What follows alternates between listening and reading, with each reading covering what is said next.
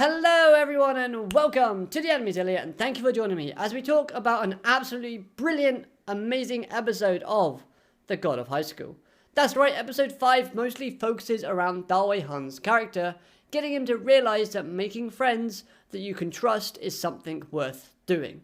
Also, learning to trust others will in fact enable other people to trust in you, and that too is something worth doing. Because if you're going through life, you're going to struggle. But one thing that makes life a lot easier is having friends that can support you and be there for you and laugh with you when you need them the most. And that is something that Deawi comes to realise by the end of this episode. And the way that they portray this and execute this, I thought, was amazing. They do this through the use of flashbacks and involving Deawi's friend.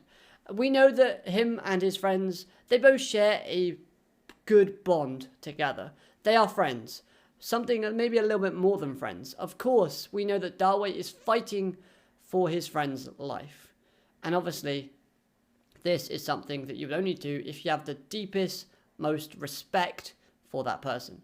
But what makes this episode kind of really good is they build upon that to the fact where Sugigeta, Deawi's friend, is kind of portrayed as Deawi's first real / person that he finally trusts. And this leads to this unstable / possibly scared mentality that Deawi's character has. His character is scared to lose his friend. He doesn't want to lose him. If he loses him, he doesn't know what's going to happen afterwards. They're both fighting desperately, and there's a reason as to why I think they show it this way, and I'm going to give you both of them right now. So why do I say this? Why do I think Deawi is showing this kind of scared mentality and this uncertainty about his character? Well, number one, as we know, Deawi is fighting to help cure his friend's life. And as we know, time is an enemy at this point. There's not a lot of time left, and he even tells Margin Park that, look, waiting until the tournament is over would be too late. And this is where we get the kind of the deal made between Margin and Deawi, which is something that I mentioned was left out of last week's episode, but is put in this week's episode, so props to that. But the fact is, Park basically says to Deawi, if you win the semi-finals and the finals of this stage of the tournament in an unquestionable fashion, so without a doubt, then I would heal your friend early. And fair play to Park, he did try.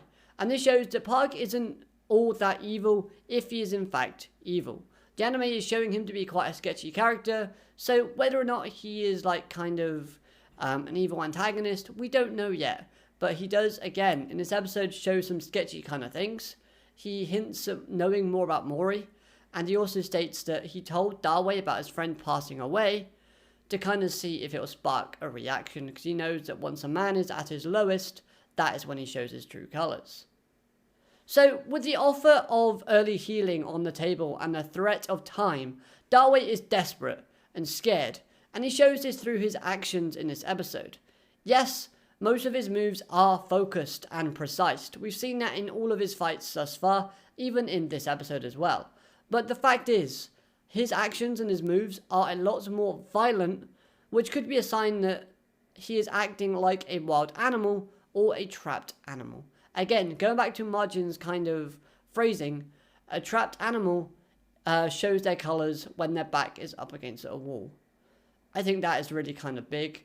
It shows to Deawi's kind of his mindset at the time. And another reason number 2, Deawi's reaction after performing his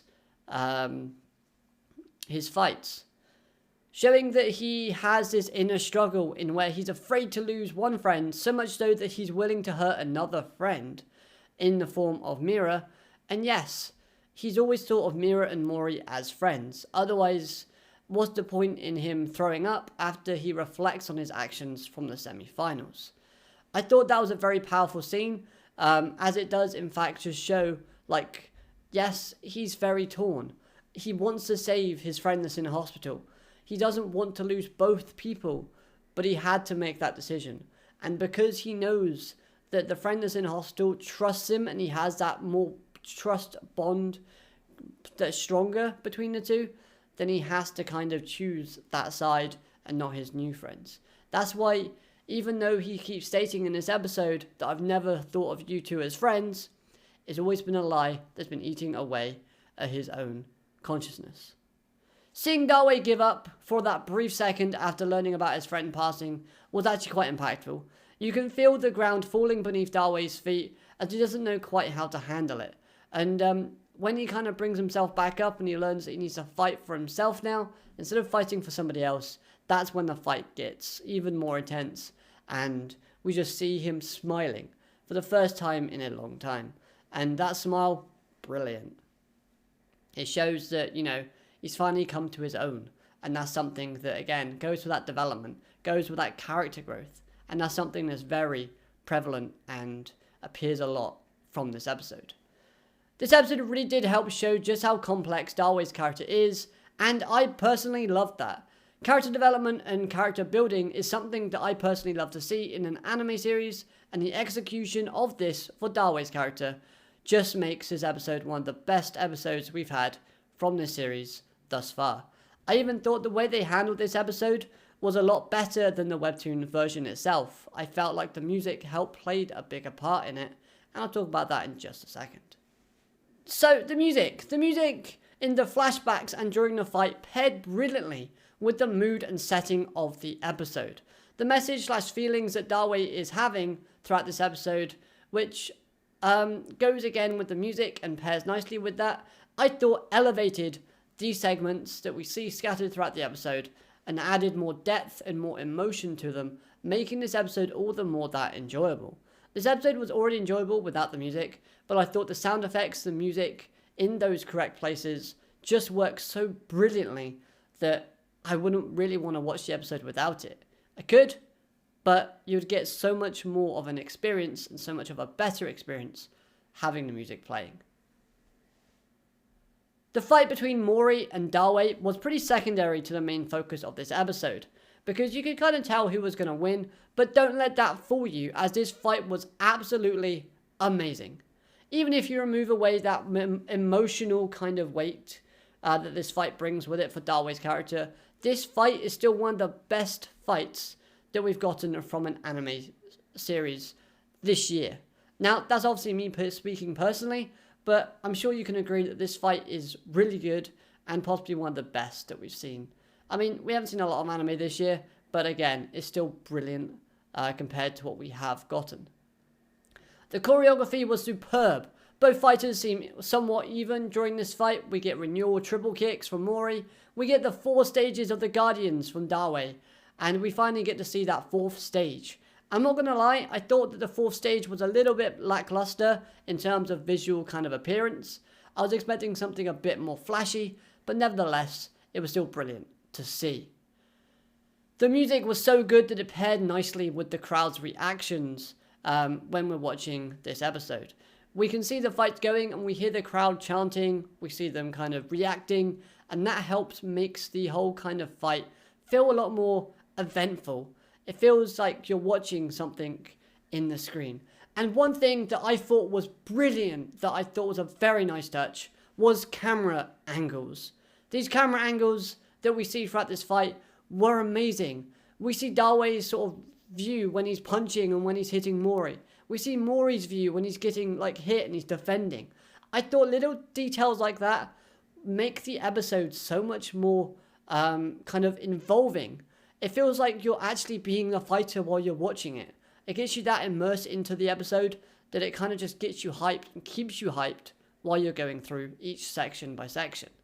The animation was crazy good, a lot of fast moving action that we would expect from a fight like this, but yet we still had some brilliant, fluid, clean animation, and that ink-like transition effect that we get given was very welcomed, and it was a nice surprise. Something that is really unique, that kind of gives this show something that we can kind of go, oh, where was that ink-like kind of fighting style imagery that we saw from an anime?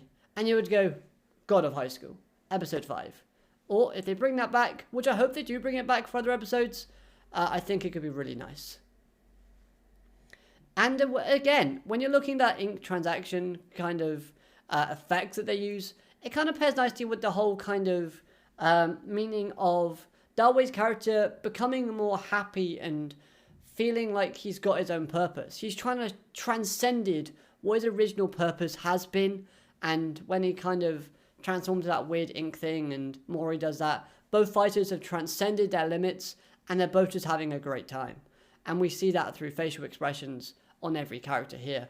Everyone involved, from the crowd to the characters participating, are having a blast. One thing I did find that this episode was a little bit kind of annoying for me. So it's a personal gripe. But at the same time, I'm going to contradict myself. Hey, the opening. That opening is amazing. Is the semi-final fight with Mori and his opponent. I actually quite like the design for his opponent in the semi-finals. When I read it in the webtoons, I thought, oh, this character's pretty cool. I'm not going to sleep on this character because he seems pretty decent. And he was pretty decent in the webtoon. I quite liked the fact that he showed a slight weakness in the triple kick. And he kind of showed off Brazilian Thai Jiu-Jitsu, which I thought was a pretty cool concept. And the fact that they just gave him 30 seconds in this episode was a little bit disappointing. But at the same time, I'm going to forgive them for it because it meant they had more time to focus on this Deawi focused type of fight. And it gave it more substance, more time, care, and attention. Something that, you know, I really do appreciate. So I'm not going to dwell on that gripe too much. Overall, I love this episode from start to finish. And yes, that end credit scene was very heartwarming. And it was quite cheeky as well, which I thought was pretty cool. And again, it shows character growth from Deawi's character, accepting the fact that Mira and Mori are his friends, and just confirming to us, the audience, that he has kind of grown and changed as a person. It's to the point where he can rely on those two, and his friend can pass away with a smile, knowing that Deawi is in safe hands, being looked after, without him around. But that being said, I do want to know what your thoughts are on this episode. What did you think of it? Let me know in the comment section below, and if I missed anything important, then by all means, let me know and we'll have a chat about it. I'd love to hear what you have to say and what you thought. Like the video if you liked the video, subscribe if you're new so you never miss a video from me, and until next time, have a great day, arigato, matane, goodbye.